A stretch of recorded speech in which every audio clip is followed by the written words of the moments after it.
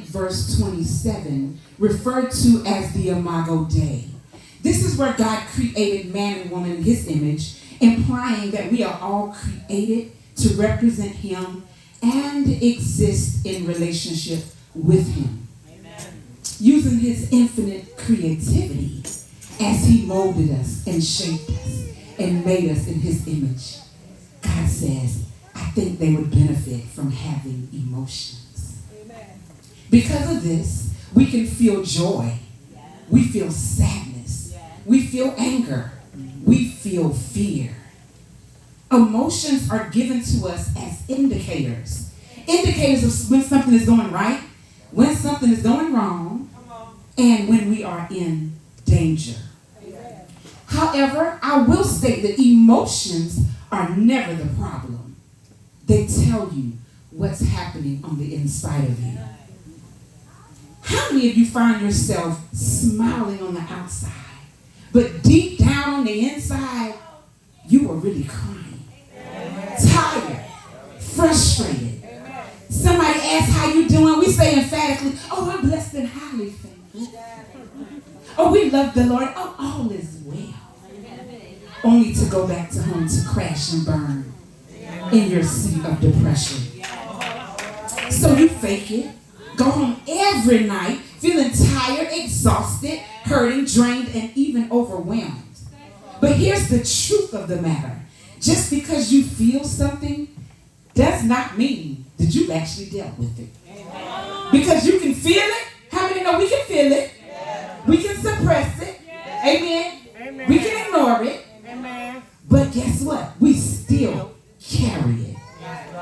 So when emotions go unprocessed, they don't disappear. Guess what they do? They settle in your heart. Your sadness becomes heaviness. Disappointment becomes bitterness. Your pain becomes your identity. Now, you're not just feeling it. Guess what? Now, you find yourself living it. And that's where the text meets us tonight. The writer Solomon highlights in the text the fact that a joyful heart makes a cheerful face, but sorrow of the heart crushes the spirit. In other words, what's happening internally will eventually, what it's going to do? It's going to show up on the outside. What's happening on the inside will eventually show up on you. Amen. But you cannot hide the condition of your heart forever. Turn to somebody and ask them, what's been showing on your face? What's been showing on your face? So let's look at the text. It says a joyful heart makes a cheerful face. It does not say a good job is going to make a cheerful face. It does not say your money is going to make a cheerful face. It does not say your partner, your boo is going to make a cheerful face. It says a joyful heart. Somebody say joyful heart. Joyful heart. So what is it really saying? Real joy does not come from our outside. It comes from within. People say, oh, I just want to be happy. But how many of you know that happiness is temporary? Amen. Why is it temporary? Because it will shift like the wind. Because happiness comes from what happens. Amen. Any wind blowing your life, happiness moves. Anything go great, happiness comes back. Amen. It is temporary. But how many of you know that joy is based on what's rooted on the inside? Yes. Happiness fades, but when you have true joy, it is still there even when your life is falling apart. Amen. I know y'all know somebody that been to hell and back, lost their car, lost their man, lost their wife, family walked away, no money in the bank, and still have joy. Car repossessed, still got joy. When God is in your heart. That's why, because you don't have to fake that. When it's here for real. Oh, yeah. No one would even have to wonder if you have been with the Lord. Because if you have, people will see that on your face. Amen. When you have joy, your presence shifts the room. Yeah. You walk into an atmosphere, it will shift the whole atmosphere. Have you ever been down and you walk into a room and you can just see somebody be like, oh, I'm magnetized to this person. And the joy of the Lord becomes contagious in your life. It will shift your mood. It will shift the condition and you leave feeling all right. Amen. So ask your neighbor, do you have that kind of joy? Amen. Okay, so Apostle, let's flip it. All right, so we're going to keep it 100. No, let's keep it 1,000. Okay. Because some of y'all, the truth of the matter is, you did not come in here with a joyful heart tonight. Somebody came in here carrying sorrow. Amen. Sorrow. So what is sorrow? It's a little bit deeper than sadness. Webster says it's a feeling of deep distress caused by loss, disappointment, or any other misfortune suffered by oneself or others. This is deep down.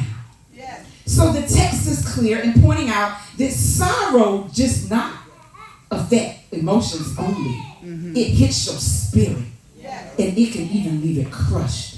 So when I think of something crushed, I thought about, like how we recycle and we keep tin cans and soda cans and all that stuff. We had a pile so big it probably covered this whole floor in our backyard growing up. And so Mom and them would say, we're going to go take it and get our money and recycle it. And we had to jump on the cans and we had to crush them. And how many know it's hard to crush metal? But when it was crushed, it made it weighty and heavy. And so can you imagine when something hits your spirit and it crushes it? What does that weight really feel like? Inside makes it too heavy to even carry. So I've been in a season where I've been so depressed and stressed some years ago that I could not even literally, y'all, lift my body from the bed.